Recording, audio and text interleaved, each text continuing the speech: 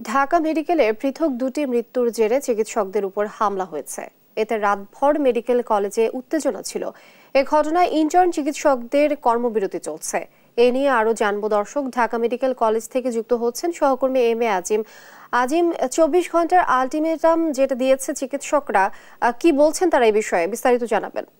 লিনিয়া চিকিৎসকদের নিরাপত্তার দাবিতে কিন্তু সকাল থেকে আমরা এখানে দেখেছি যে ইন্টার্ন যে চিকিৎসকরা রয়েছেন তারা কিন্তু কর্মবিরতি পালন করছেন এবং আমরা কিছুক্ষণ আগে এখান থেকে জানতে পেরেছি যে তারা কিন্তু একটি বৈঠকে বসেছেন এবং কি ধরনের সিদ্ধান্ত তারা নেবেন বা তাদের যে দাবি ছিল, যে দাবিগুলো ছিল, সেই দাবিগুলো কতটুকু বাস্তবায়ন হবে সেই বিষয়গুলো এবং তাদের যে এই যে দাবি, সেই দাবির সাথে কিন্তু সারা দেশে যাতে চিকিৎসকদের নিরাপত্তা বজায় থাকে সেই বিষয়গুলোকেও তারা নিয়ে আসছেন এবং সেক্ষেত্রে সারা দেশের মধ্যে এই কর্মসূচি আসবে কিনা সেই বিষয়গুলোতে কিন্তু তারা এই মুহূর্তে আসলে বৈঠকে বসেছেন বলে আমরা জানতে পেরেছি।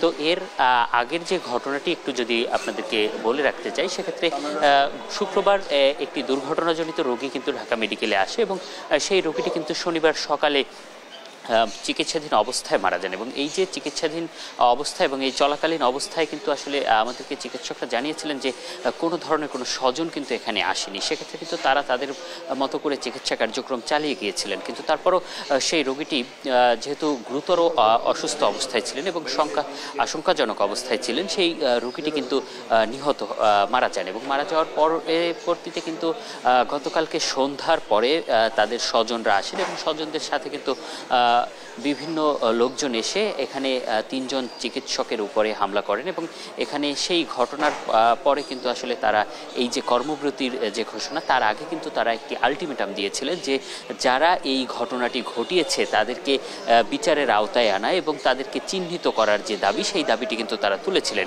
এবং সেই দাবির পর কিন্তু তারা আজকে সকাল থেকে আসলে কর্মবিরতি পালন করছেন। তো আসলে এই যে কর্মবিরতি চলছে সেই বিষয়টি নিয়ে যদি একটু বলতে চাই, সেক্ষেত্রে আমরা কিন্তু এই যে ইন্টার্নাল চিকিৎসকরা যে কর্মবিরতি পালন করছেন, এতে কিন্তু আসলে সাধারণ যে রোগী যারা রয়েছেন তারা কিন্তু আসলে অনেকটাই ভোগান্তিতে রয়েছেন। তারা কিন্তু চিকিৎসকদের যে পরিমাণ সাপোর্ট দরকার সেই সাপোর্টটি কিন্তু এই মুহূর্তে পাচ্ছেন না।